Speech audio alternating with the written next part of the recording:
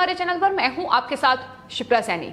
पश्चिम बंगाल में हिंसा का दौर थमने का नाम नहीं ले रहा है और अब बीजेपी विधायक दिवाकर खरावी पर टीएमसी के गुंडों ने हमला किया है, जिसको लेकर शुभेंदु अधिकारी ने ममता बनर्जी पर निशाना साधा है। उन्होंने कहा है कि एक गैर विधायक सीएम के राज में दूसरा विधायक सुरक्षित नहीं है। तो पश्चिम बंगाल में राजनीतिक हिंसा लगातार जारी है। टीएमसी के गुंडे बीजेपी कार्यकर्ताओं और विधायकों को निशाना बना रहे हैं और अब एक बार फिर से बंगाल के मानिक बाजार पंचायत क्षेत्र में टीएमसी के गुंडों ने हमला किया है। इस बार बांकुड़ा जिले के सोनामुखी से विधायक दिवाकर खरावी और साथ ही 7 बीजेपी कार्यकर्ताओं पर हमला किया गया है। सोनामुखी विधायक दिवाकर खरावी पर यह हमला किया गया है, जिसको लेकर बीजेपी विधायक शुभेंदु अधिकारी ने ट्वीट करते हुए ममता बनर्जी को कटघरे में खड़ा किया है, ममता बनर्जी पर निशाना साधा है। उन्होंने कहा है कि पश्चिम बंगाल में जिस तरीके की स्थिति है वो बेहद भीषण है। जानलेवा हमले लगातार टीएमसी के गुंडों के द्वारा पश्चिम बंगाल में बीजेपी कार्यकर्ताओं और विधायकों पर किए जा रहे हैं। तो फिलहाल पश्चिम बंगाल में ये हिंसा का दौर थमने का नाम नहीं ले रहा है। 2 मई चुनाव नतीजे पश्चिम बंगाल के आए और उसके बाद लगातार टीएमसी के गुंडों का ये तांडव पश्चिम बंगाल में जारी है। आगजनी, लूटपाट, हत्याएं और वहां तमाम तरीके से बीजेपी कार्यकर्ता, बीजेपी समर्थक जो हैं उनकी संपत्तियों को खत्म किया जा रहा है, उन्हें नष्ट किया जा रहा है, उनके घरों में लूटपाट की जा रही है और ये हिंसा का दौर लगातार जारी है। एक के बाद एक बीजेपी कार्यकर्ताओं को निशाना बनाया जा रहा है और अब जिस तरीके से बीजेपी विधायक पर हमला किया गया है वो साफ तौर पर बता रहा है कि किस तरीके से टीएमसी के ये गुंडे जो हैं 77 सीटों पर जहां बीजेपी ने जीत हासिल की है उस जीत से बौखलाए हुए हैं और यही वजह है कि लगातार जो बीजेपी के विधायक हैं उन्हें एक के बाद एक निशाना बनाया जा रहा है। तो फिलहाल आपको बता दें 7 बीजेपी कार्यकर्ताओं पर भी हमला किया गया है, जिसकी तस्वीरें सामने आई हैं।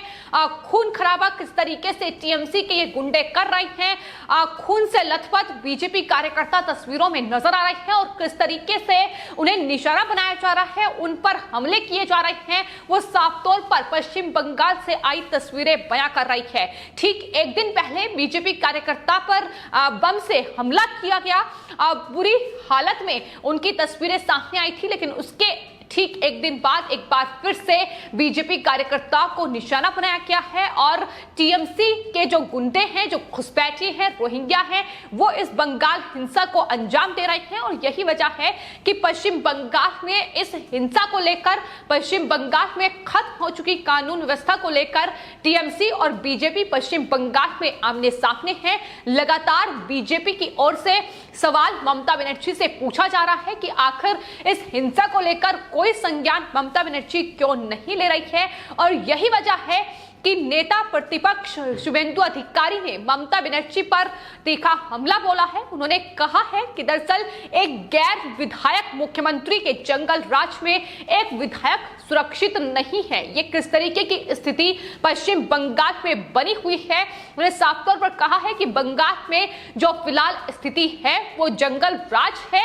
जिस तरीके से बंगाल में लगातार खुलेआम हत्याएं की जा रही हैं और लूटपाट और आगजनी की ये घटनाएं सामने आ रही हैं। तो आपको बता दें बंगाल में सोनामुखी से विधायक दिवाकर खरावी पर जिस तरीके से टीएमसी के गुंडों ने हमला किया है उसकी जानकारी बीजेपी विधायक नंदीग्राम से शुभेंदु अधिकारी की ओर से ट्वीट करते हुए दी गई है। उन्होंने बताया है कि किस तरीके से टीएमसी का ये जंगल राज चल रहा है। उन्होंने इस हमले की जो आरोप है वो टीएमसी पर लगाए हैं। उन्होंने कहा है कि दरअसल सोनामुखी से विधायक दिवाकर खरावी पर टीएमसी के गुंडों ने हमला किया है। इसके साथ ही 7 बीजेपी कार्यकर्ताओं को बुरी तरीके से घायल किया गया है। सभी का इलाज फिलहाल बांकुड़ा मेडिकल कॉलेज में चल रहा है और किस तरीके से एक गैर विधायक जो है वो मुख्यमंत्री पद पर बैठी हुई हैं, लेकिन दूसरा जो विधायक है वो उनके राज्य में सुरक्षित नहीं है। आखिर ये किस तरीके की भीषण स्थिति इस वक्त बंगाल में बनी हुई है,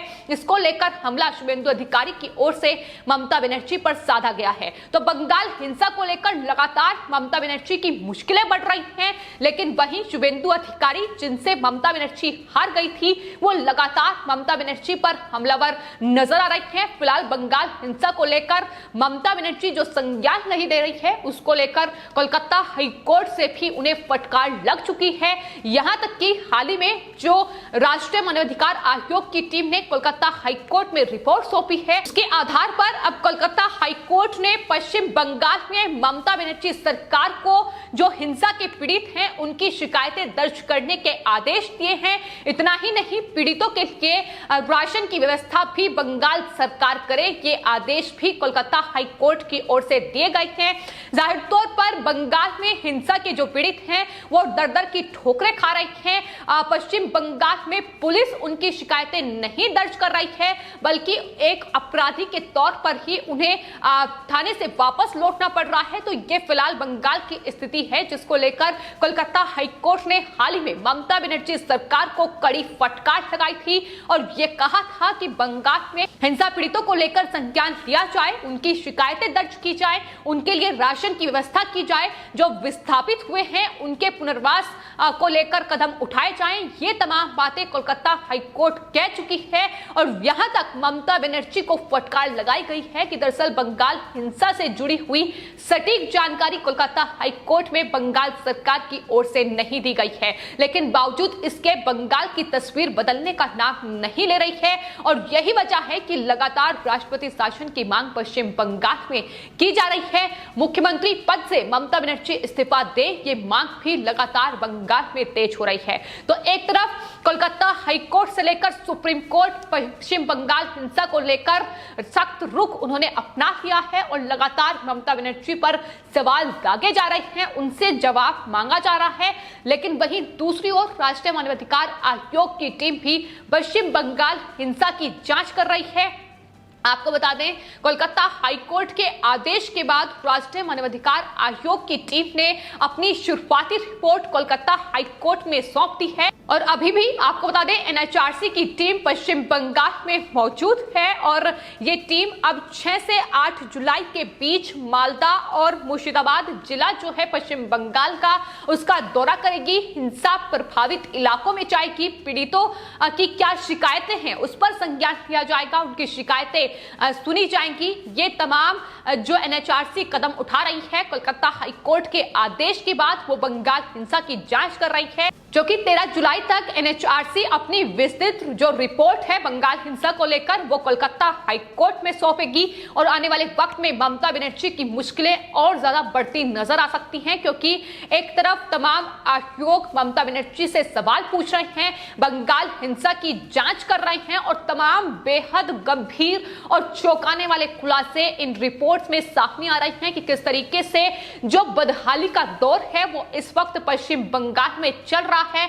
वहां दलितों से लेकर बीजेपी कार्यकर्ता, बीजेपी वोटर्स को किस तरीके से निशाना बनाया जा रहा है, उनकी हत्याएं की जा रही हैं, महिलाओं के साथ बलात्कार किया जा रहा है, उनके घरों में तोड़फोड़ की जा रही है। ये एनएचआरसी अपनी रिपोर्ट में खुलासा कर चुकी है और यहां तक कि जो एनएचआरसी की फैक्ट फाइंडिंग कमेटी ने गृह मंत्रालय को अपनी रिपोर्ट सौंपी है उसमें बेहद चौंकाने वाले खुलासे उनकी ओर से किए गए हैं। उन्हें बताया है कि जिन लोगों ने इन विधानसभा चुनाव में टीएमसी को वोट नहीं दिया, जिन्होंने बीजेपी को वोट किया, उनके साथ इस तरीके का व्यवहार किया जा रहा है कि उनके पानी के कनेक्शन काट दिए गए हैं और इतना ही नहीं उनसे हस्ताक्षर कराए गए हैं कि वो आने वाले वक्त में किसी भी चुनाव में पश्चिम बंगाल में बीजेपी को वोट नहीं देंगे।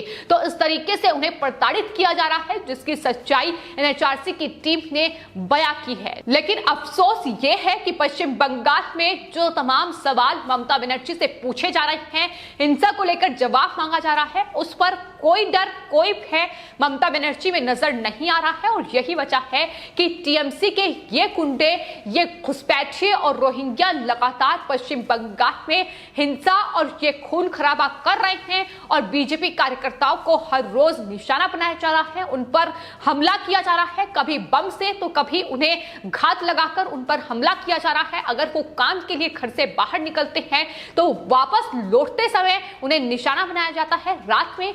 तो ये तस्वीर है पश्चिम बंगाल की, जो जाहिर तौर पर बेहद चिंता का विषय इस वक्त बनी हुई है, क्योंकि पश्चिम बंगाल में 2 मई चुनाव नतीजे सामने आने के बाद बंगाल में ये खूनी तांडव लगातार जारी है। टीएमसी और बीजेपी आमने सामने हैं, न सिर्फ पश्चिम बंगाल हिंसा को लेकर बल्कि तमाम अलग अलग मुद्दों को लेकर, फिर चाहे वो दोबारा वोटों की गिनती का मामला हो या फिर जिस तरीके से सीबीआई नारदा स्टिंग केस में जांच कर रही है वो मामला हो जो कि कोर्ट में है।